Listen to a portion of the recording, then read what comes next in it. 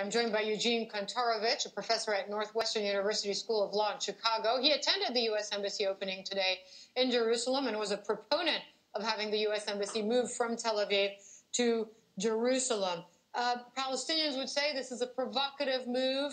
Jerusalem, the status of that city has not been discussed. Palestinians did not agree to it, that both lay claim to the city. Why is it a good idea for the U.S. to move its embassy there? First of all, Jerusalem is and has been the capital of Israel for 70 years since the creation of the state. Long before the Palestinian issue emerged after 1967, Jerusalem was the capital, and even before that, it had not been recognized. So this simply recognizes reality on the ground. More importantly, Jerusalem is today a unified city, and acknowledging this reality tells the Palestinians, who have rejected 3 prior peace offers that included parts of Jerusalem, guys, if you say no, this does not mean we're starting from the last offer when we reopen negotiations. Once you say no, the next offer is going to be not as good. And that's a dynamic that needs to be injected into these negotiations. But, I mean, there are 35% of Jerusalem is inhabited by Arabs. The final status after the peace accords of 1993 always had in mind that Jerusalem would be discussed at a later date. This is just imposing a reality on a big chunk of the population of that city without their buy-in. I think that's really not true. First of all, the notion that because there's some that was the fact at the end of the peace accord. Yeah. The fact that there is some minority in a city that's different from the majority means that they require a separate sovereignty. The fact that you have 2 peoples living in one city means that Jews and Arabs cannot be part of one sovereign. That's like saying Washington, D.C., if it has 2 different ethnic groups, they need 2 different countries. That's, I think, a fundamentally racist idea. Now, it's true that the status of Jerusalem is something the Palestinians can negotiate on.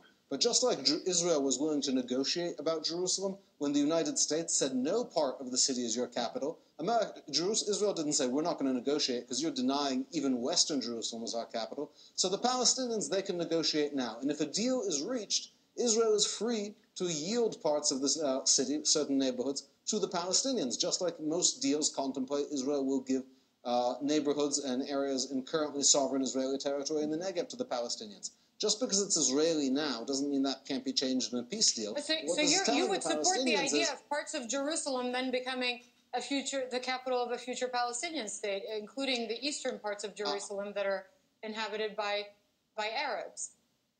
I would certainly not support the notion that where ethnic groups live has to determine the sovereignty of that. That because Arabs live in a particular neighborhood means it can't be part of Israel. Because we know that Jews can't live in most Arab countries, or pretty much any Arab countries. So, however, it's not the case. Arabs can indeed live and do live in Jewish countries. But the point is, the fact that Israel now has sovereignty over certain territory does not predetermine the status of negotiations over that territory. However, when America didn't recognize Israeli sovereignty, the Palestinians said no to a deal about Jerusalem 3 times.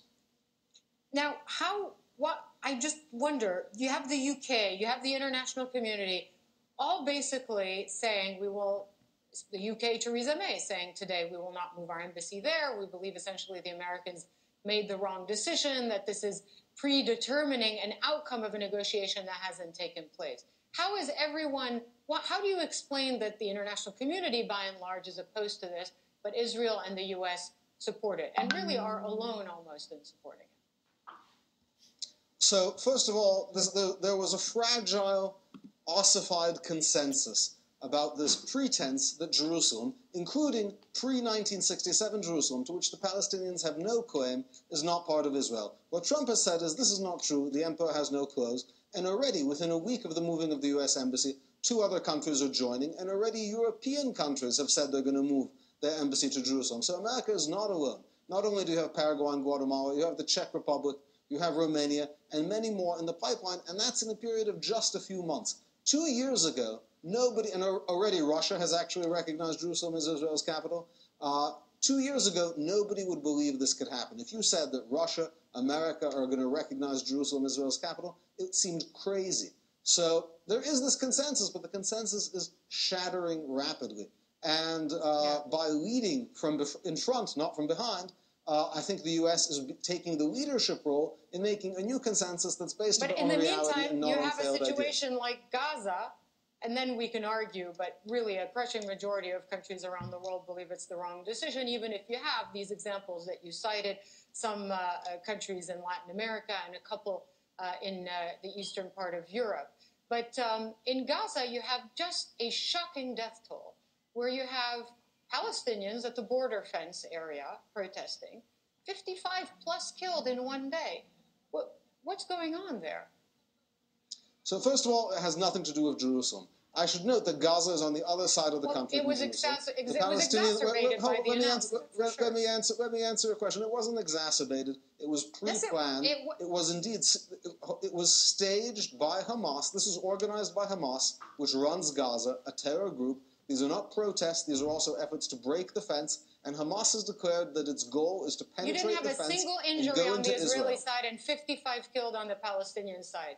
There's a huge imbalance here. And even if you accept the idea that Hamas was behind some of it, these were Palestinian civilians who were killed, including children under the age of 16. I don't understand this body count figure. Last week, Israel bombed Syria.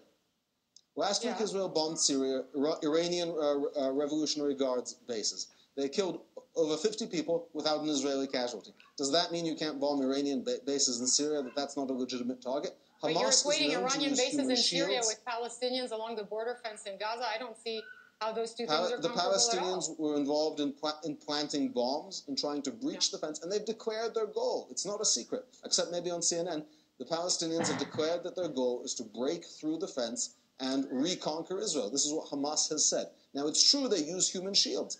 And, the only connection between the embassy move and what's going on in Gaza, which has been going on for weeks, which also happens every time around Israel's anniversary, which the Palestinians call the Nakba, the only connection is that they did understand that getting negative headlines for Israel at the time of the embassy inauguration is a good idea. And Hamas is putting children in harm's way in order to generate these negative images and negative headlines. All right. Professor Eugene Kontorovich, thanks very much for joining us from Jerusalem.